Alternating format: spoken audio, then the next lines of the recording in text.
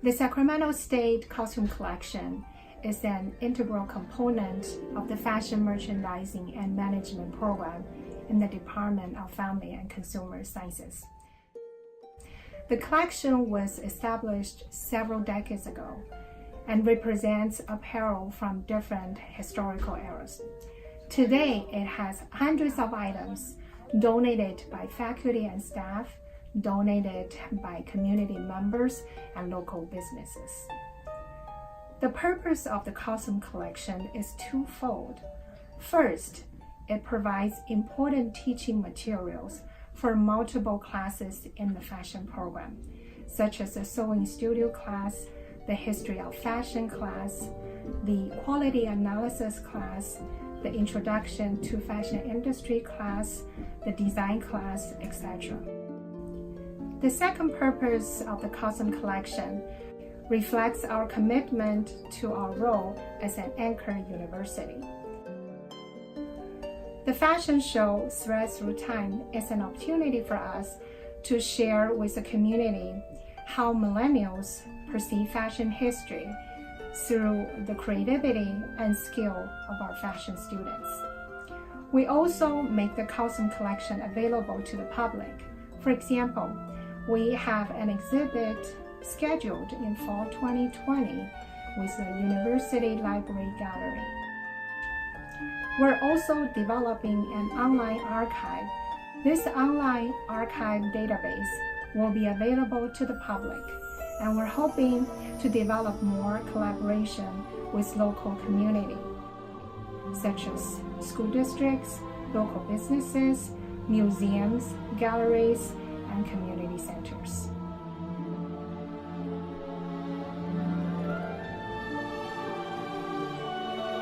This is a bodice that would have been worn by a woman in the 1890s, and it would have accompanied a matching skirt to create a full ensemble here.